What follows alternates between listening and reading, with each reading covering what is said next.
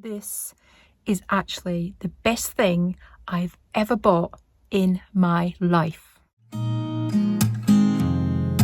Darling, you've got to keep. Hello and welcome back to the channel. So today we're not going anywhere this weekend. We're having a weekend at home. So I thought that I would do a little van tour because we've only kind of like looked at everything really briefly. So I know that you're all dying to see what Ladybug holds inside. So let's have a wee look around her.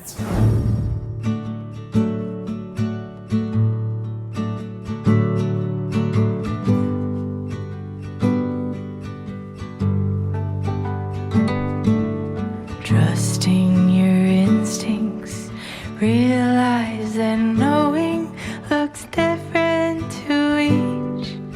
When living authentic, do more exploring, a deeper. So let's have a wee look around her. So first of all, for cooking facilities, we have, let's take this off. Mind this candle, we don't want to set ourselves on fire. So we have, oh, I forgot there's this little bit here. This, just so it doesn't fall down. We've got two gas burners and a little sink. Now, the gas is fine, that works. We used that last week, but I can't get the sink to work. I think I know what's wrong with it, but I've not had time to actually look into it. So we have that. Underneath here we have some storage. It's a bit messy where it's all been thrown around, but I've got cutlery in there. I've got some plates, salt and pepper, and some tea towels. And some knives and things, so that's quite useful storage space. Underneath here, this is where the gas bottle is, so I turn that off obviously when I'm not using it. That's fine. And then underneath this cupboard, I do have like some cleaning things. Sorry, everything's fallen down. Some cooking oil, cleaning cloths, and that's where the water bottle is, which you can also access from the end here. Sorry, just knocking everything over. So this is like a little flip up table, and then underneath there, that's where you access your water. And the grey water comes out on the bottom end of the van, and there's a bucket that I have to collect that. So there's not actually a grey wastewater bottle in the van, just fresh water. But obviously I wouldn't use that anyway. I have drinking water, bottled water. So I bought this because there's like a nice little bit of space here, and I usually keep the kettle in here. So it's just like a little pop-up seat box thing. And I'm also probably going to get another one because there's a space down here where we've just been chucking our shoes. But you could probably get one of these down there, or like a bigger one. And I thought for solo trips, that's where I'll probably keep my pop-up toilet, which I don't have yet. So we've got these two cupboards up here, which are really handy as well. So in here, I've just got cups, tomato ketchup. Just can't go anywhere without tomato ketchup.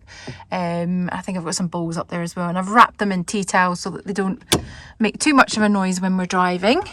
And this one, I've got more bowls, like a little container for like mixing up eggs and things, baby wipes. There's also some tea and coffee jugs at the back there as well. It actually goes back quite far. I've got my little fairy lights up here. When the leisure battery's on, or we're plugged into the electrics, these little lights are really good. They're actually really, really powerful and bright. And there's another one up here too. But just for now, I've just got like little fairy lights. And I've just put some hooks and things everywhere because you can never have enough hooks just for hanging bits and bobs and coats and things up. I've obviously got my carbon monoxide alarm. because we do have obviously the gas hob, and there is a diesel heater in here too. So let's have a look at the space here. So up here, this is where like I was going to keep my bedding and things, but we did have a massive problem last week in Dunkeld with condensation. So looking into things we can do to try and eliminate that. But so it's just an extra storage space. So there's not actually much up there at the moment, but that's generally where I was thinking about storing my bedding. So obviously this is the sofa. When you want to turn it into a bed, if I was solo camping, this would actually be big enough for me. So if by the time you take this back cushion off, I could easily sleep on this. This is like more than enough space for me. But when we were camping last week with Mize, we obviously needed to pull the bed out. So I would say it's like, it's not as big as a double, but it's enough for, you could get 2 adults on it if you don't mind cuddling up. But me and Mize just topped and tailed, so she was happy up there and I was down here, and there was actually enough room for me and like a teenager or a child. So it just pulls out from under here. So you just pull like that. I can't do it when I'm holding the camera, but it just pulls all the way out and it comes out to here. So the problem is if you are pulling the bed out, is that, especially if there's 2 of you, the only space that you have to do all that and to have once the bed is up is here. So when I'm putting the bed up, if I have Mize with me, she has to go for a walk or she has to sit in the front. So that's the only issue. I would say that these little micro campers are actually perfect for just one person, to be really comfortable. So obviously we've had all the rear windows all tinted. So unless I have lights on, nobody can see me from outside. There is curtains fitted. We've got them to all the windows here as well. And then there's a big curtain here for the front. But I think that I am going to get the thermal window covers as well, just for extra, so people can't see in, and maybe it will help a little bit with the condensation problem. So down here underneath the bed, we've got another 2 cupboards. So there was a porta potty in here when I bought it, but I've taken it out because it was taking up so much space. So that's going to be another video, but I'm going to get like a pop-up toilet. So this just unhooks here. I've got the Ridge Monkey under there and like a food storage box, and that's just the tub that we use for the grey wastewater, which I don't need to use because I've not been using the sink. I'm always probably going to be using campsites anyway, so I don't really need to have the water running anyway. And in this little one here, we have just some more storage space. There's just I've got like little fuses and just screwdrivers and things in there, but it's actually quite a lot of space in there as well. So there's actually loads of space. And we generally, last week, we just bought rucksacks with us and just threw them in the front when we were in the back. So down here, there's an inverter. Now, I'm not technical at all. It's not a very strong one, that's all I know. So if I wasn't plugged into electrics and I had the leisure battery and this inverter on, I wouldn't be able to use my hair dryer or anything like that. So it's not strong at all. So behind here you can actually see that's the diesel heater, which I can access from that outside door, and there's my electric hookup plug as well. And this is the diesel heater control. So just to turn it on, it has to obviously have the leisure battery and plugs into the electric, has to have the leisure battery on. You can do it without electric, so you can wild camp with it. And you just have to press on. It takes a wee while to kick in, and then you can just control the amount of heat that you want.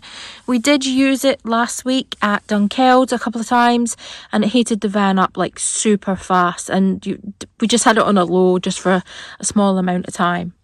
So the diesel is actually, the one thing that I don't like, the diesel is actually here at the end of the bed.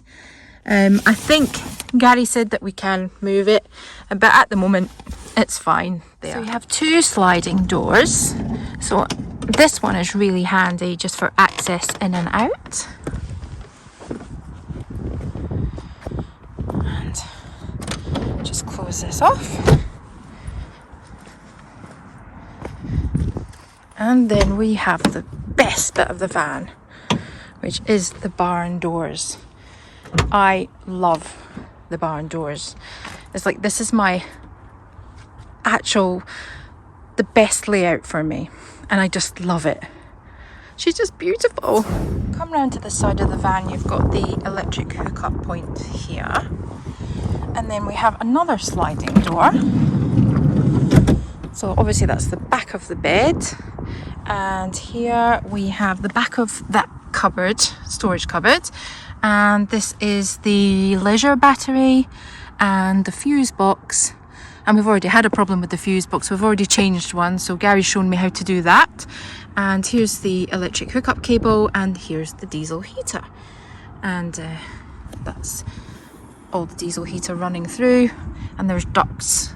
I think it's actually running through here as well, so there's ducts all the way through, so that's where you get the air. The hot air comes through on the floor and heats everything up super fast.